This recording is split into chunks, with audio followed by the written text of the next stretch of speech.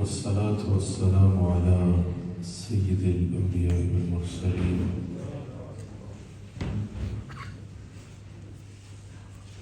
أما بعد فقد قال الله تبارك وتعالى في القرآن الكريم أعوذ بالله من الشيطان الرجيم بسم الله الرحمن الرحيم إن الله وملائكته يصلون على النبي يا أيها الذين آمنوا صلوا عليه وسلموا تسليما الصلاة والسلام عليك يا سيدي يا رسول الله. الصلاة والسلام عليك يا صدق الله العظيم وصدق رسوله النبي الكريم. سچا ہمارا مالک اور سچا ہمارا خالق کہ سوا اس واحد یکتا کی کوئی عبادت کی لائق نہیں، اور سچے اس کے پیارے حبیب آپ کے اور میرے آقا و مولا حضرت سیدنا و مولانا محمد رسول اللہ صلی اللہ علیہ وآلہ وسلم کہ جن کے ذکر کی اس خوبصورت محفل میں اور آپ حاضر ہیں. الحمدللہ میرے شیخ کامل صدارت فرما رہے ہیں. اللہ تعالیٰ ہمیں اس کی برکات سے استفادہ کرنے کی توفیق عطا فرما رہے ہیں. اللہ تعالیٰ ہم سب کو رسول اللہ صلی اللہ علیہ وآلہ وسلم کی محبت بھی عطا فرمائے اور اس کے تقاضوں پر پورا اترنے کی توفیق بھی عطا فرمائے. حضور علیہ السلام کے میلاد کی محفل ہے. قرآن کریم میں جا بجا اللہ تعالیٰ رسول اللہ صلی اللہ علیہ وآلہ وسلم کے شان کو بیان فرماتا ہے. اے رضا خود صاحب قرآن ہے مطلع تجھ سے کب ممکن ہے پھر مدحت رسول اللہ کی. جا بجا اللہ تعالیٰ رسول اللہ صلی اللہ علیہ وآلہ وسلم کی شانوں کو بھی بیان فرماتا ہے، حضور کے مقام اور مرتبے کو بیان فرماتا ہے. جو مقام میں نے تلاوت کیا حضور کے میلاد کا مہینہ ہے، حضور کے میلاد کی محفل ہے. اللہ تعالیٰ اس میں رسول اللہ علیہ السلام کے ذکر کی اہمیت کو بیان فرماتا ہے. حضور علیہ السلام کی ذات اقدس کی اہمیت کو نمایاں فرماتا ہے، اور حضور علیہ السلام سے ایک تعلق اور ایک وابستگی ایک مسلمان کے لیے، حضور کی امتی کے لیے کتنی ضروری ہے، اس کا احساس اللہ تعالیٰ ایک مسلمان کو، ایک صاحب ایمان کو اس آیت میں دلاتا ہے. اس ذکر کے ساتھ نہ ایک ادب کی اور ایک وارفتگی کی نسبت ہونا بڑا ضروری ہے. وہ کیفیات وہی محسوس کرے گا جو ایک نسبت قائم کرے گا. میں نہیں جانتا یہ کون ہے، یہ حضرت جو بیٹھے ہیں، مجھے بڑی خوشی ہوئی. ابھی میں نے حضور علیہ السلام کا نام لیا، اس میں گرامی لیا تو یہ کھڑے ہو گئے، سینے پہ ہاتھ رکھ کے سلام کیا اور پھر بیٹھ گئے. یہ جو انداز ہوتا ہے نا، یہ چھوٹی چھوٹی باتیں ہوتی ہیں جو انسان کا بیڑا پار کر دیتی ہیں. وہ ایک اسکول تھا ہمارے ادھر ملک میں، ادھر کسی بچے سے استاد نے کہا کہ بتاؤ نبی صلی اللہ علیہ وآلہ وسلم کا اسم گرامی کیا ہے. ایک بچے نے آرام سے بتا دیا، دوسرے نے بتا دیا، ایک سے جب پوچھا فردن پوچھا تو وہ خاموش رہا. اس کو خوب ڈانٹا کہ تمہیں اپنے نبی صلی اللہ علیہ وآلہ وسلم کے نام کا نہیں پتا. وہ خاموش رہا. کہا پھر پوچھا کہ نبی علیہ السلام کا اسم مبارک بتاؤ، پھر خاموش رہا اور اس کو ڈانٹ دیا. وہ بریک ہوئی، کچھ وقفہ ہوا تو وقفے کے بعد اس نے کھڑے ہو کے کہا کہ اب آپ مجھ سے سوال پوچھ سکتے ہیں. کہا کہ اب بتاؤ نبی علیہ السلام کا کیا نام ہے. تو حضور علیہ السلام کے 99 جتنے نام ہیں جس میں حضور علیہ السلام کی صفات کا، حضور کے کمالات کا ذکر ہے، اس نے وہ سارے سنا دیے. اس نے کہا کہ یہ کیسی بات ہے، ابھی وقفے سے پہلے تم سے پوچھا تو تم حضور کا اسم گرامی بتانے سے قاصر تھے، اور ابھی تم نے حضور کے 99 نام بتا دیے، حضور کی شانوں کے ساتھ، حضور کے مقام کے ساتھ، حضور کے 99 نیمز جو ہیں تم نے اکٹھے سنا دیے بغیر دیکھے۔ اس کی وجہ کیا ہے؟ کہا وجہ اور کچھ نہیں، مجھے تو یہ بچپن سے یاد ہے، یہ بچپن تو تھا، مجھے تو یہ زمانے سے یاد ہے، جب آپ نے پوچھا اس وقت میرا وضو نہیں تھا، میں نے آج تک بغیر وضو کے اپنے آقا علیہ السلام کو اس میں لگا کے نہیں دیا۔ تو یہ ایک اہتمام ہوتا ہے، ایک احترام ہوتا ہے، جو جتنا کر لے وہ اتنا آگے جاتا جاتا ہے۔ تو مجھے بڑی خوشی ہوئی آپ کا عمل دیکھ کے، اس لیے میں نے سر مجمع اس کا ذکر کر دیا۔ اللہ تعالیٰ ہم سب کو حضور علیہ السلام، اللہ تعالیٰ نے فرمایا تھا وَتُوَزِّرُوا وَتُوَقِّرُوا، اور حضور علیہ السلام کی ہر درجے کا ادب کرو، ہر درجے کی تعظیم کرو۔ کہا اس سے مراد یہ ہے کہ رسول اللہ علیہ السلام کی مفسرین فرماتے ہیں، اللہ تعالیٰ فرماتا ہے خوب جان لگا کے تعظیم کرو، خوب جان لگا کے سے مراد یعنی جتنا بڑھ چڑھ کے حضور کا ادب کر سکتے ہو نا کرو۔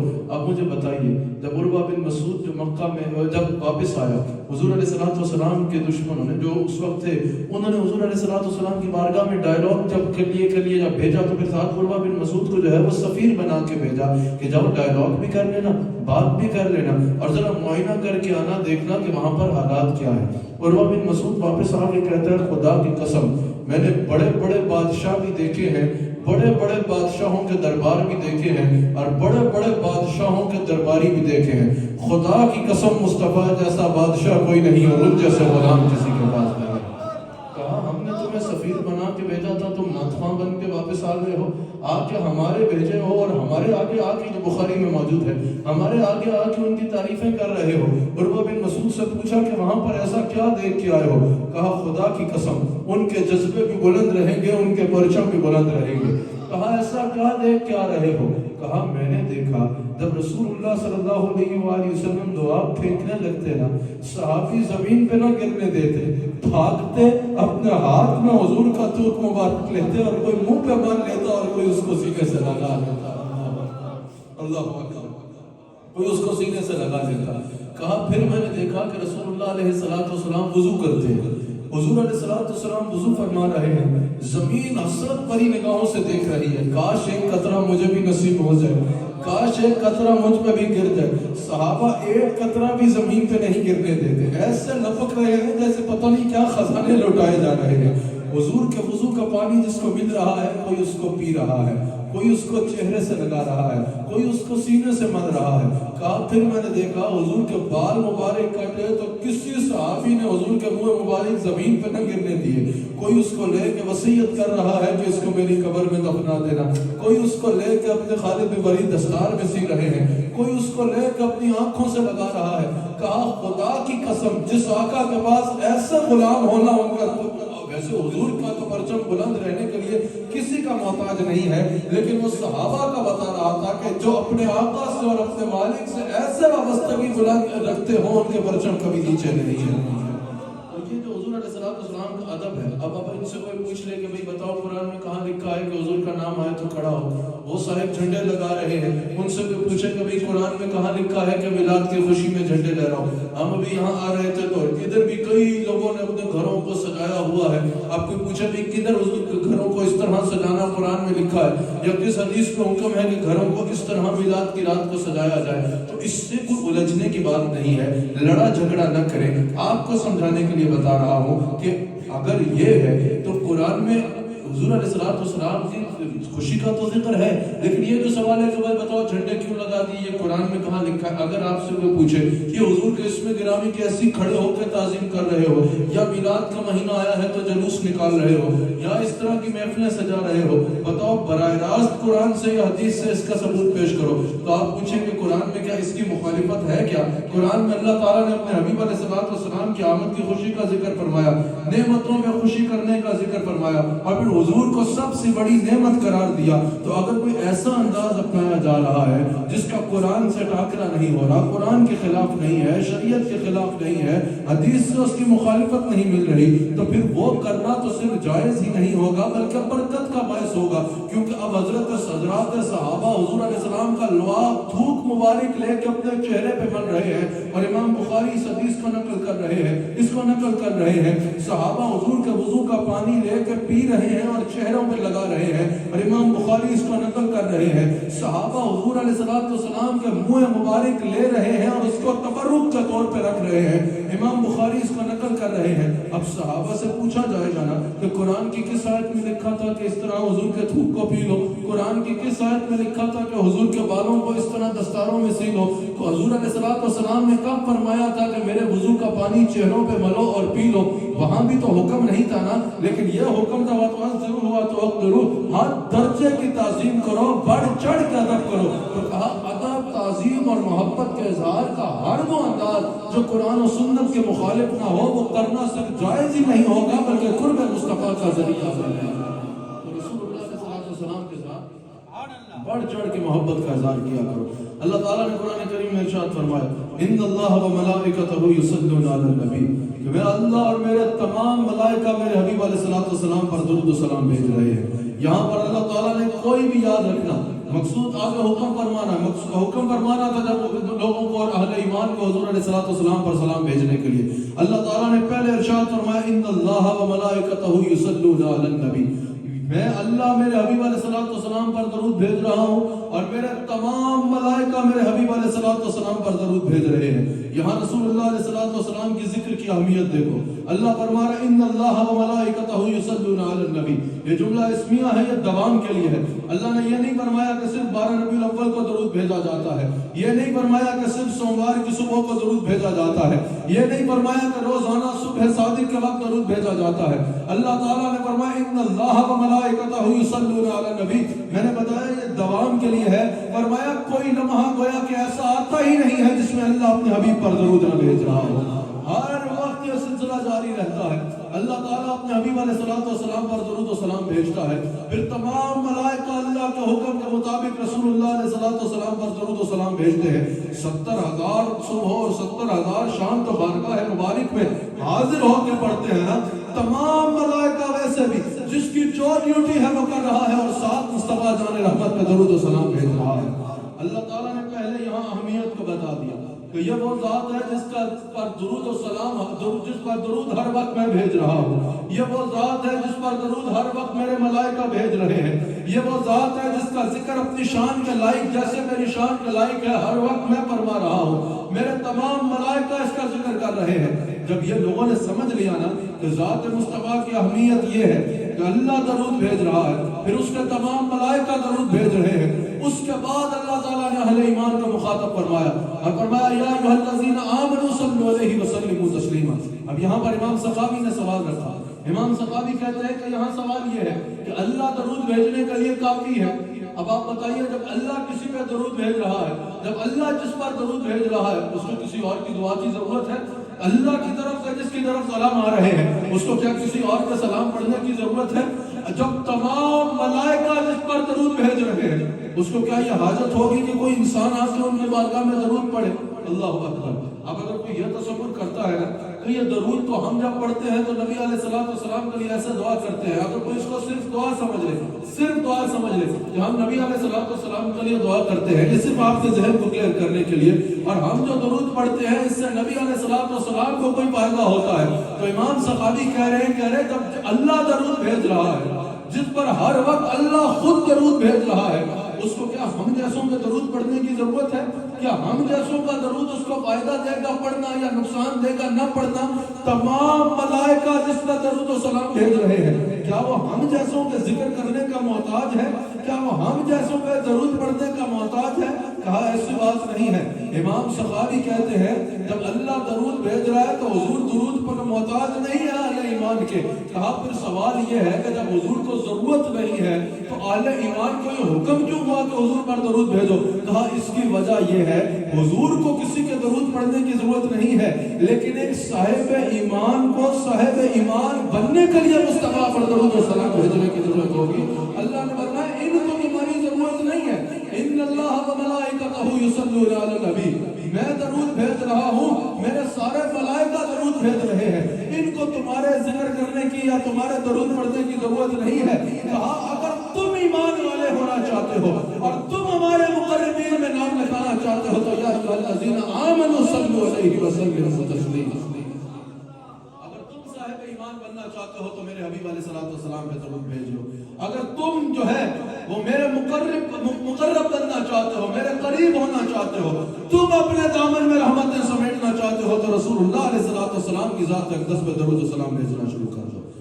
ये अल्लाह ताला ने पहले ज़ात मुस्तफ़ा की अहमियत को बताया, पहले रसूलुल्लाह अलैहिस्सलाम के जिक्र की अहमियत को बता दिया कि हुजूर अलैहिस्सलाम पर कोई दरूद भेज रहा है, कोई हुजूर अलैहिस्सलाम का जिक्र कर रहा है, कोई हुजूर की शानों को बयान कर रहा है, तो कतई ये ना समझे कि मैं इस नाम को ऊंचा कर रहा हूँ, या मैं इस जिक्र को ऊंचा कर रहा हूँ, या ये जिक्र मेरा मोहताज है, या मैं दरूद पढ़ के उनको कुछ दे रहा हूँ, या मैं उनकी हदीस बयान करके उनको कुछ दे रहा हूँ, या मैं नात पढ़ के उनको कुछ दे रहा हूँ। अल्लाह ने फरमाया इनको किसी की हाजत नहीं है, इनका जिक्र मैं फरमा रहा हूँ। और इमाम हज़रत सिद्दीक़ अकबर रज़ियल्लाहु ताला अन्हु के मुक़्तदी है, उनका इमाम बुखारी ने कौल नकल किया, सलातुल्लाहि सनाउहु इंदल मलाइका, दरूद की तारीफ में उनसे पूछा गया कि अल्लाह का दरूद है क्या? कहा सलातुल्लाहि सनाउहु इंदल मलाइका, अल्लाह का दरूद यह है कि अल्लाह मलाइका में हुजूर अलैहिस्सलाम की अज़मतों का इज़हार फरमाता है।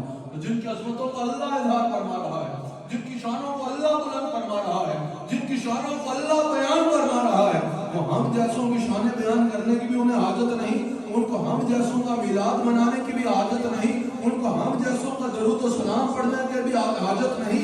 हाँ, अगर हम अपने आप को ईमान वाला बनाना चाहते हैं, अगर हम जन्नत अपना मुकद्दर बनाना चाहते हैं, हम अगर अल्लाह के करीब होना चाहते हैं, तो हम पे लाजिम है कि मुस्तफा जाने रहमत का दरूद व सलाम हुजूर अलैहिस्सलाम के साथ गुलामी का रिश्ता जोड़ना। अल्लाह अकबर। अब यहाँ पर इमाम अलूसी ने कहा कि अगर यहाँ पर सही अंदाज में, वैसे तो किसी अंदाज में भी इंसान यहाँ दरूद इब्राहिमी भी पढ़ेगा तो आयत का हुक्म पूरा है, खालिसन सल्लल्लाहु अलैहि वसल्लम भी कह देगा तो आयत का हुक्म पूरा है, कोई भी दरूद व सलाम पढ़ देगा तो आयत का हुक्म जो है वो बिल्कुल पूरा होगा। लेकिन इमाम अलूसी कहते हैं क़ुल अस्सलामु अलैका अय्युहन नबी, अगर तुम इस आयत में अल्लाह ताला तुम्हें हुक्म फरमा रहा है या अय्युहल्लज़ीना आमनू सल्लु अलैहि वसल्लिमू तस्लीमा, ऐ ईमान वालो तुम मेरे हबीब अलैहिस्सलाम पर दरूद भेजो। वो कहते हैं कि अगर यहाँ पर तुम इस आयत का हुक्म का दर्जा अदन पूरा करना चाहते हो तो खुद हुजूर अलैहिस्सलाम को मुखातब करो और कहो अस्सलामु अलैका अय्युहन नबी। क्या अगर इस आयत का हुक्म पूरा करना चाहते हो, वैसे तो किसी भी दरूद से हो जाएगा, लेकिन यहाँ पर अल्लाह ताला तुम्हें बराह रास्त फरमा रहा है कि तुम मेरे हबीब अलैहिस्सलाम की बारगाह में दरूद व सलाम पढ़ो। तो इस आयत का हुक्म पूरा करना चाहते हो तो इमाम बाकी कहते हैं कहो अस्सलातु वस्सलामु अलैका या रसूल अल्लाह। इस तरह मुखातब करके हुजूर अलैहिस्सलाम की बारगाह अक़दस में सलाम रखते हो। अब फिर हमारे जवान हमसे सवाल करते हैं, हमारे नौजवान सीखने के लिए जो सवाल करते हैं, बिल्कुल अच्छी बात है कि क्या सलात व सलाम अलैका या रसूल अल्लाह कहना ये जायज़ होगा, ये शिर्क तो नहीं होगा। मैंने पूछा आपको क्यों शक हो रहा है कि इसमें शिर्क है? कहा या कह के बुला रहे हैं, या हरफ निदा है, अब जब हुजूर सामने मौजूद नहीं है तो क्या हरफ निदा से बुलाना शिर्क तो नहीं होगा? मैंने कहा नमाज में कैसे सलाम भेजते हो? कहा अस्सलामु अलैका अय्युहन नबी। जिस बात ज़मीन से कहते हैं या नअबुदु व इय्याका नस्तईन, हुजूर अलैहिस्सलाम को अल्लाह की अता से सुनने वाला जानते हैं, उसी तरह जब तशहुद में बैठते हैं तो हुजूर को मुखातब करते हैं और कहते हैं अस्सलामु अलैका अय्युहन नबी। अय्युहा भी हरफ निदा है और या भी हरफ निदा है, या में निदा में कम शिद्दत है, अय्युहा में ज्यादा शिद्दत है। जैसे या रसूल अल्लाह का मतलब ए है और हरफ निदा है, वैसे अय्युहा भी जो है उसका मतलब यही है और वो हरफ निदा है। अब मुझे बताइए, जब नमाज में जो सबसे ऊंची इबादत है, सबसे आला इबादत है, जब नमाज पूरी नहीं हो रही, हुजूर को हरफ निदा से सलाम किए बगैर तो नमाज से अलावा सलात व सलाम अलैका या रसूल अल्लाह कहना कोई जायज़ नहीं होगा। समझ रहे हैं आप?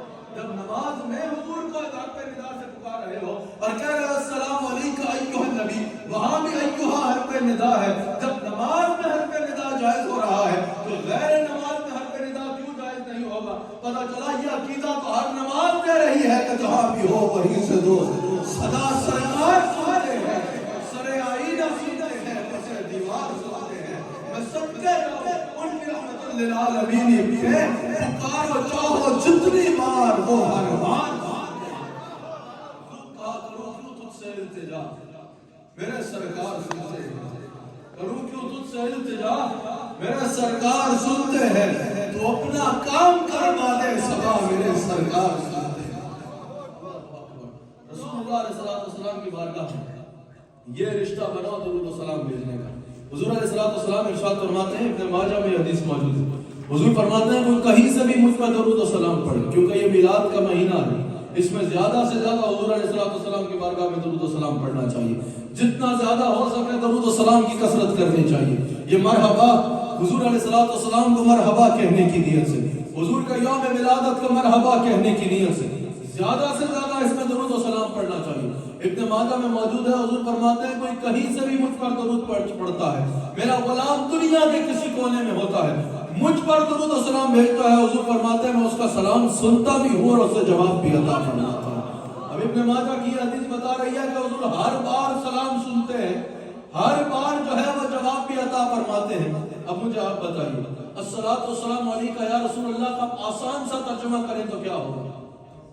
آسان سا ترجمہ کریں، ایک لفظ میں کوئی کہے، ایک لفظ میں اس کا مطلب بتا دو تو کیا ہوگا؟ یا رسول اللہ آپ سلامت رہیں، یا رسول اللہ آپ پہ سلام ہو۔ میں پہلے کہہ گیا کہ بتا چکا ہوں آپ کو کہ رسول اللہ آپ کے یہ کہنے کے محتاج نہیں ہے کہ وہ سلامت رہے، ان کو رب بھی درود بھیج رہا ہے، اس کے تمام ملائکہ بھی درود بھیج رہے ہیں۔ اور بھائی جس پر اللہ درود بھیجے، جس پہ اس کے تمام ملائکہ درود بھیجے، کیا وہ یہ کہنے کے محتاج ہے کہ تم کہو آپ سلامت رہے؟ بات اور ہے، بگڑی تمہاری بنانا مقصود ہے، وہ تو سلامت ہے ہی ہے، سلامتیاں تو ہے ہی ان کے قدموں سے، سلامتیاں تو ساری ہے ہی ان کی وجہ سے۔ ان کا روزہ اقدس میں تو اللہ فرماتا ہے ان کے چہرے انور کو فَإِنَّكَ بِأَعْيُنِنَا، اے میرے حبیب علیہ السلام میری نگاہ قدرت کا ہر وقت اگر کوئی مرکز رہتا ہے تو آپ کا چہرہ انور رہتا ہے، ہر وقت میری نگاہ قدرت آپ کے چہرے انور پہ رہتی ہے۔ آپ بتاؤ کسی کا سونا پتر ہو وہ کہتا ہے نا میری نظر ہر وقت تیرے چہرے پہ رہتی ہے، کسی کا محبوب سونا ہو وہ کہتا ہے نا میری نظر کا مرکز ہر وقت میرا چہرہ رہتا ہے، کسی کا پیر سونا ہو وہ کہتا ہے نا میری نظر ہر وقت اپنے پیر کے چہرے پہ رہتی ہے۔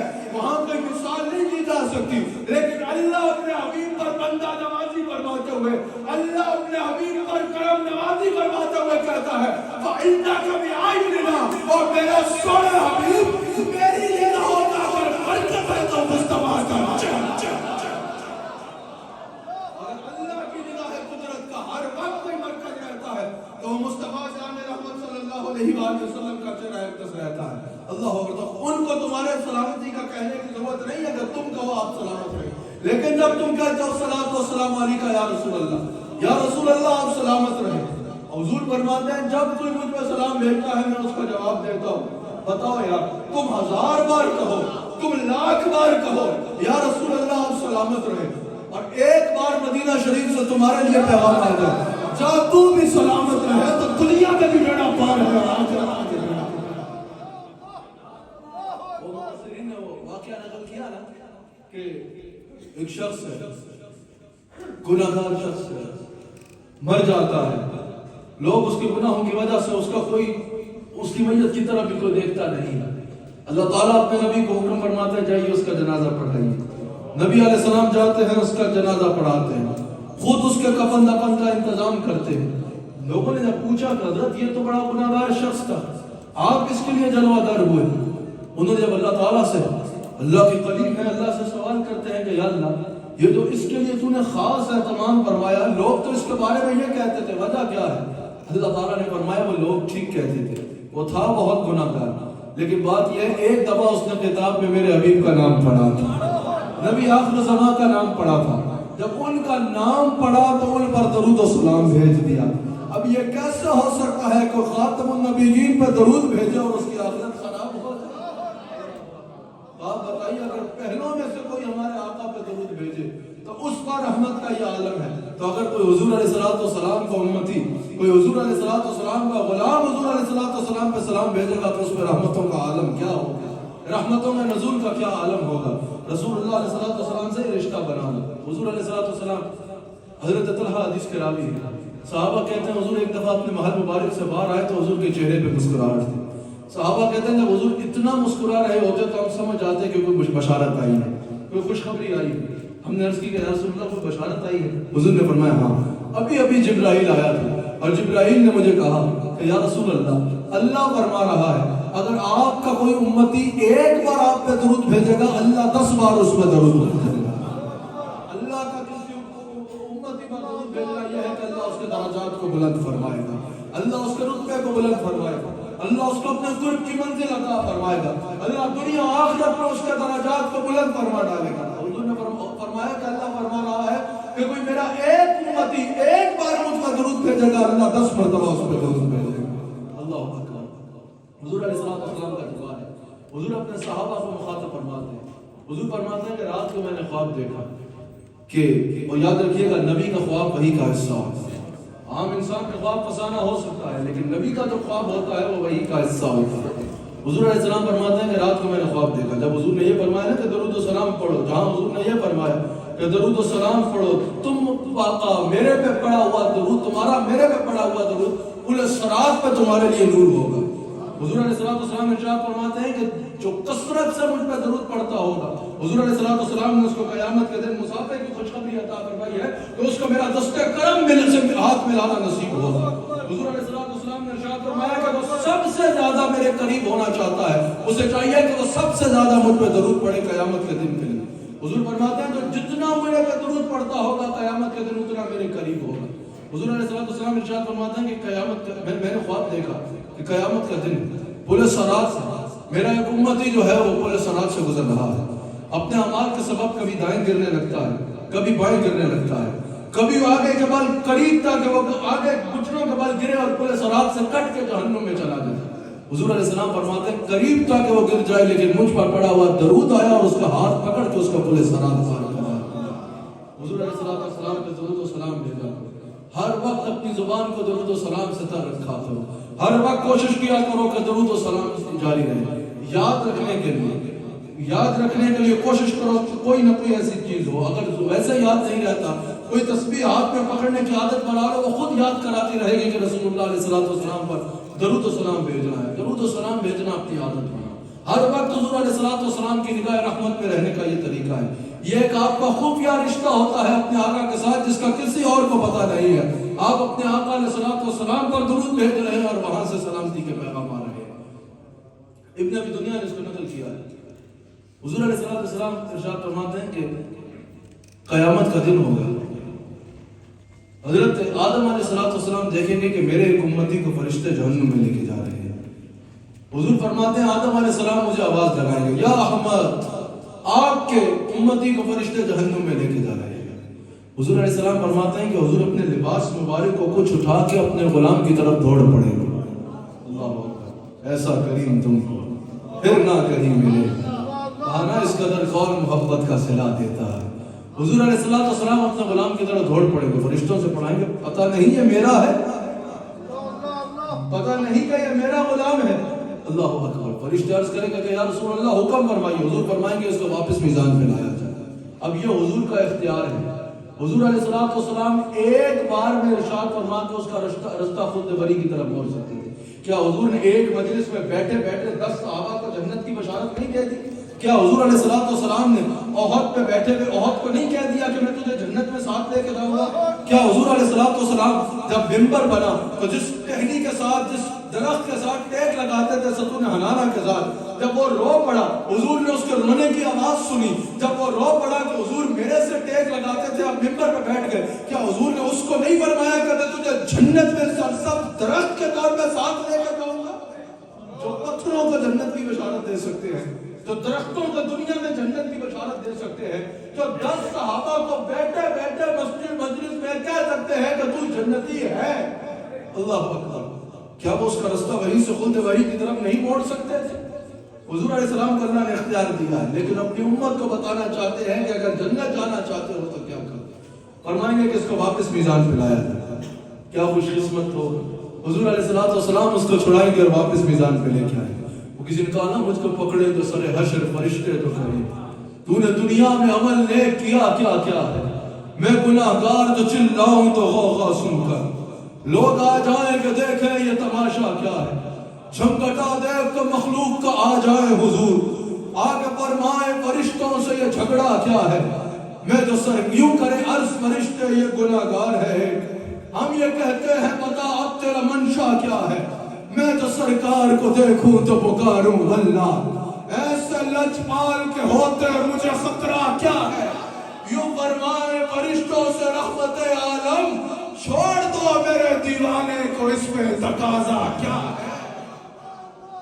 فرمائیں گے اس کو میزان پہ واپس لایا، میزان پہ واپس لایا جائے گا اپنے بھرم سے ہم ہلکوں کا اللہ بھاری کراتے یہ۔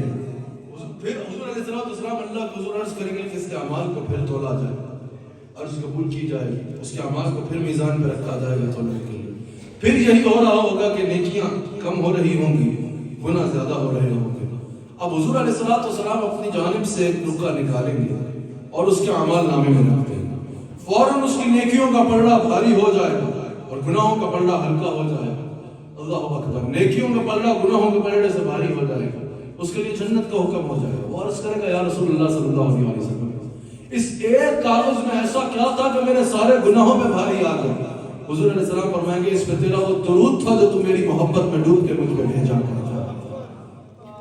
حضور علیہ السلام درود و سلام بھیجنا اپنی عادت بنا لیجئے، لیکن ایک بات یاد رکھیے گا، یہاں پر مفسرین نے کہا کہ مومن کا جو سب سے افضل درود ہے وہ یہ ہے کہ وہ کرے جو حضور نے کرنے کو کہا اور اس سے رک جائے جس سے رسول اللہ علیہ السلام نے روکا۔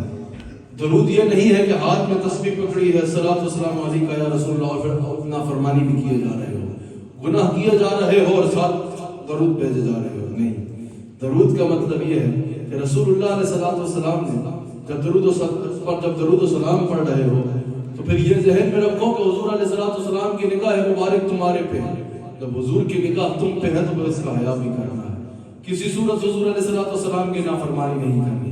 درود و سلام پڑھنے کی اگر برکت کے ماحق کو چاہتے ہو تو یہ نہیں کہ ہاتھ میں تسبیح زبان پہ درود اور پھر نافرمانی کیے جا رہے ہو، گناہوں کی طرف جا رہے ہو۔ درود و سلام پڑھنا ہے اس انداز میں پڑھو کہ گناہوں کا تصور بھی ختم ہو جائے، اس انداز میں پڑھو کہ کسی صورت بھی نافرمانی کا کوئی تصور بھی نہ ہو، وہ کرو جو رسول اللہ علیہ السلام نے کرنے کا حکم فرمایا اور ہر صورت میں اس سے رک جاؤ جس سے رسول اللہ علیہ السلام نے روکا۔ کسی صورت پر آئز میں پتہ ہی نہ کرو، کسی صورت پر آئز میں پتہ ہی نہیں کرنی۔ لوگ ہمارے پاس بھی آتے ہیں نا، لوگ بتاتے ہیں کہ بھئی وظیفہ دے دیجئے، کوئی بھی وظیفہ کرنے سے پہلے یہ دیکھو کہ نماز پڑھتے ہو یا نہیں پڑھتے۔ اب نماز پڑھتے نہیں ہو اور وظیفے کیے جا رہے ہو تو تمہیں وظیفہ کیا کام آئے گا؟ وہ تو تب کام آئے گا جب فرض ادا کر رہے ہو، پھر نوافل کی طرف جاؤ۔ سب سے پہلے ضروری یہ ہے کہ انسان حقوق اللہ میں کوئی کوتاہی نہ کرے۔ جب درود و سلام پڑھ رہے ہو، حضور علیہ السلام سے رشتہ قائم کیے ہوئے ہو تو کسی صورت فرائض میں کوتاہی نہیں کرنی، کسی صورت اللہ تعالیٰ کی بندگی سے منہ نہیں پھیرنا، اللہ تعالیٰ کی بندگی اپنے کرنا یقینی بنانی ہے، اس کو سجدے کرنا اپنی عادت بنانی ہے، اور پھر حضور علیہ السلام کی اطاعت کرنا اور اطاعت اور اتباع کرنی ہے۔ اگر حضور علیہ السلام کی فرما برداری کرنی ہے تو اس کا ایک اہم ترین تقاضا یہ ہے، درود و سلام والا ہر وقت ہر ایک کے لیے خیر کا باعث ہوتا ہے، درود و سلام پڑھنے والا کبھی کسی کے لیے نقصان کا باعث نہیں بنتا۔ رسول اللہ صلی اللہ علیہ وسلم پہ درود و سلام پڑھنے والا کبھی کسی کو تکلیف دینے کا باعث نہیں بنتا۔ رسول اللہ صلی اللہ علیہ وسلم پر درود و سلام پڑھنے والا مسلمان تو مسلمان ہے، دنیا میں غیر مسلموں کے لیے بھی خیر کا باعث بنتا ہے۔ رسول اللہ صلی اللہ علیہ وسلم پر درود و سلام پڑھنے والا کبھی ایکسٹریمسٹ نہیں ہو سکتا، کبھی وہ اس طرح کا ایکسٹریمسٹ نہیں ہوگا کہ لوگوں کو نقصان پہنچانے کی باتیں کرے۔ یاد رکھنا، اگر کوئی بھی آپ کے سامنے کسی کو نقصان پہنچانے کی بات کر رہا ہے، کسی بھی انسان چاہے وہ مسلمان ہے یا نہیں ہے، اس کو نقصان پہنچانے کی بات کر رہا ہے، اس کا تعلق حضور علیہ السلام سے نہیں ہو سکتا۔ حضور علیہ السلام سے تعلق اسی کا ہو سکتا ہے جو ہر ایک کے لیے خیر کا باعث بن رہا ہے، اور آپ کو بھی ہر ایک کے لیے یوزفل اور خیر کا باعث بننے کے لیے کہہ رہا ہے۔ اور درود و سلام پڑھنے والے کو تو اس بات کا خیال کرنا چاہیے نا، جب وہ حضور علیہ السلام کے ساتھ اپنی نسبت بنائے ہوئے ہیں تو اس کو چاہیے کہ جب معاشرے میں رہے تو پرامن بن کے رہے، ہر ایک کے لیے خیر کا باعث بن کے رہے، کسی کو نقصان نہ پہنچائے، تاکہ دیکھنے والا یہ دیکھے کہ رسول اللہ صلی اللہ علیہ وسلم کا غلام کتنے اعلیٰ اخلاق والا ہوتا ہے، رسول اللہ صلی اللہ علیہ وسلم کا غلام کتنے اعلیٰ کردار والا ہوتا ہے۔ رسول اللہ صلی اللہ علیہ وسلم کے غلام سے کبھی کسی کو تکلیف نہیں پہنچی۔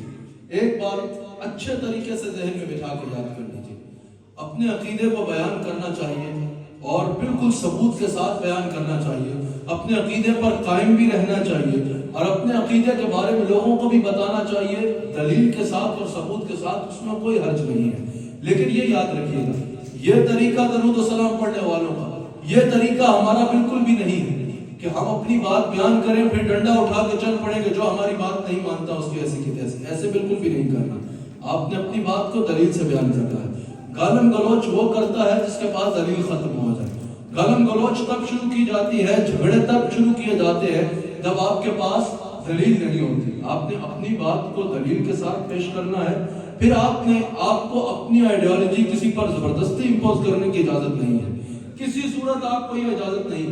رسول اللہ صلی اللہ علیہ وآلہ وسلم کا دربار تھا، ایک صحابی حاضر ہوا، یا رسول اللہ صلی اللہ علیہ وآلہ وسلم، میں آپ کا غلام ہوں، مسلمان ہوں، میں اپنے بچوں کو آپ کی بارگاہ میں آنے کے لیے، آپ کی غلامی اختیار کرنے کے لیے ترغیب دیتا رہتا ہوں، لیکن وہ اس طرف نہیں آتے، کیا آپ مجھے اجازت دیتے ہیں کہ میں ان کو زبردستی لے آؤں آپ کی بارگاہ میں؟ اسی وقت آیت نازل ہو گئی، لا اکراہ فی الدین، دین میں سختی نہیں ہے، دین میں سختی نہیں ہے۔ اور اس مفسرین نے یہ بھی کہا کہ یہ فورس کنورژن کے بھی خلاف ہے، کسی صورت آپ کسی کو فورس پوری زبردستی اس طرف نہیں لا سکتے۔ یاد رکھیے گا، اس میں زبردستی کا کوئی تصور نہیں ہے۔ اگر آپ ایسا کریں گے کہ اپنا عقیدہ بیان کریں اور پھر لڑائی جھگڑے شروع کر دیں اور ڈنڈا اٹھا کے پیچھے پڑ جائیں کہ اس بات کو مانو اور ورنہ تو ہم تمہارا جینا مشکل کر دیں گے، تو یہ آپ اپنے دین کو اور اپنے مسلک کو بدنام کریں گے کہ ان لوگوں کے پاس کا دلیل نہیں ہے جو ایسے کر رہے ہیں۔ اب جس طرح اس ملک میں آپ رہتے ہیں، آپ کو تو زیادہ خیال کرنا چاہیے۔ اس ملک نے جب آپ کو فریڈم آف ریلیجن دیا ہے، وہ صرف آپ کا تو نہیں، وہ فریڈم آف ریلیجن ان کا سب کو دیا ہے۔ آپ کو چاہیے کہ آپ اپنے دین کے اوپر صحیح طریقے سے فالو کریں، اپنے عقیدے کو مضبوطی کے ساتھ کام کے رکھیں اور دلیل کے ساتھ اپنے عقیدے کو بیان کرتے رہیں، مضبوط دلیل کے ساتھ، پروف کے ساتھ اپنے عقیدے کو بیان کریں، لیکن لڑائی جھگڑا گالم گلوچ اس طرف بالکل بھی نہ جائیں۔ اللہ تعالی ہم سب کو رسول اللہ صلی اللہ علیہ وآلہ وسلم کا نمک حلال اور وفادار رہنے کی توفیق عطا فرمائے۔ انشاءاللہ آنے والی جو جمعرات ہے حنفیہ مسجد میں انشاءاللہ ایک عظیم الشان محفل ذکر مصطفیٰ علیہ السلام کا انعقاد ہوگا۔ آپ حضرات اس میں شرکت یقینی بنائیں۔ دوران گفتگو اگر مجھ سے کوئی غلطی ہوئی تو صدق دل سے اللہ کی بارگاہ میں توبہ کرتا ہوں۔